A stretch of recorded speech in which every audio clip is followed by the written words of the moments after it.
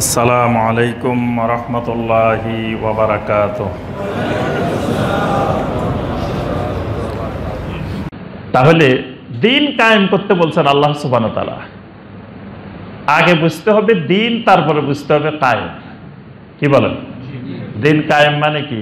আগে দিন বুঝতে হবে, তারপরে কায়েম করতে হবে। দিনে বুঝেন নাই, কায়েম করবেন কি?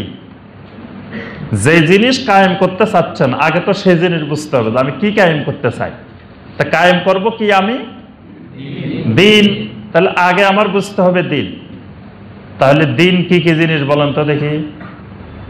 দিনটা কি এক কথায় বলেন তো দেখি, সংক্ষেপে এক বাক্যে বলবেন যে এটাই দিন। আলহামদুলিল্লাহ, তিনটা জিনিসের নাম দিন: ইসলাম, ঈমান, ইহসান। প্রসিদ্ধ হাদিস, হাদিসে জিবরিল আলাইহিস সালাম, যে হাদিস জিবরিল আলাইহিস সালাম এসে নবী সাল্লাল্লাহু আলাইহি সাল্লামকে এই তিনটি জিনিসের ব্যাপারে প্রশ্ন করছেন। নবী সাল্লাল্লাহু আলাইহি সাল্লামকে প্রথম জিজ্ঞাসা করছেন, আখবিরনি আনিল ইসলাম, আমাকে ইসলাম সম্পর্কে বলেন। তারপরে বলছেন ঈমান সম্পর্কে বলেন। তারপরে বলছেন ইহসান সম্পর্কে বলেন। নবী সাল্লাল্লাহু আলাইহি সাল্লাম তিনটার উত্তর দিচ্ছেন, কোনটা কাকে বলে, ইসলাম কাকে বলে, ঈমান কাকে বলে, ইহসান কাকে বলে।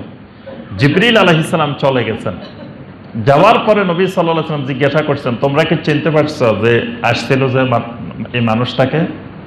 সাহাবায়ে কেরাম ভিতরে ভিতরে মনে মনে চিনছেন, কিন্তু চিনছি কথা বলেন নাই। বলছেন যে আল্লাহু ওয়া রাসূলুহু আলাম, আল্লাহ এবং আল্লাহ রাসূল ভালো জানেন। আমাদের চিনে ভুল হইতে পারে, আল্লাহ রাসূলের চিনার মধ্যে ভুল নাই। নবী সাল্লাল্লাহু আলাইহি সাল্লাম বললেন, তিনি হলেন জিবরিল আলাইহিস সালাম। আতাকুম ইউআল্লিমুকুম দীনাকুম, তিনি এসেছেন তোমাদেরকে তোমাদের দিন শিখাইতে। তাহলে জিবরিল আলাইহিস সালাম যা শিখাই গেছেন এগুলার নাম কি? দিন। তিনি দিন শিক্ষা দিতে আসছেন।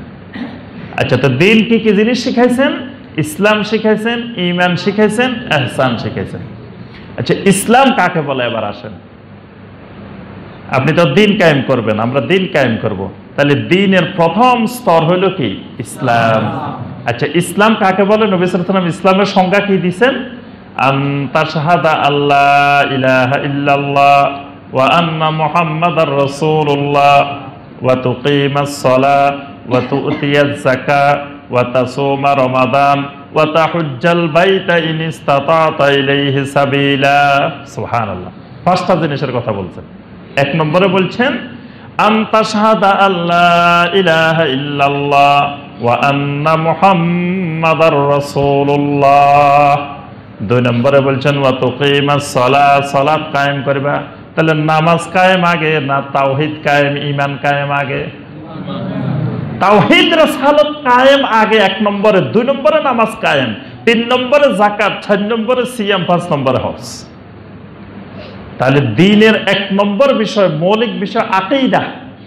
আনতা শাহাদা আল্লাহ ইলাহা ইল্লাল্লাহ ওয়া আন্না মুহাম্মাদার রাসূলুল্লাহ। এক নম্বরে দ্বীন কায়েম করতে হলে এটা কায়েম করতে হবে। এটা হলো আকীদা।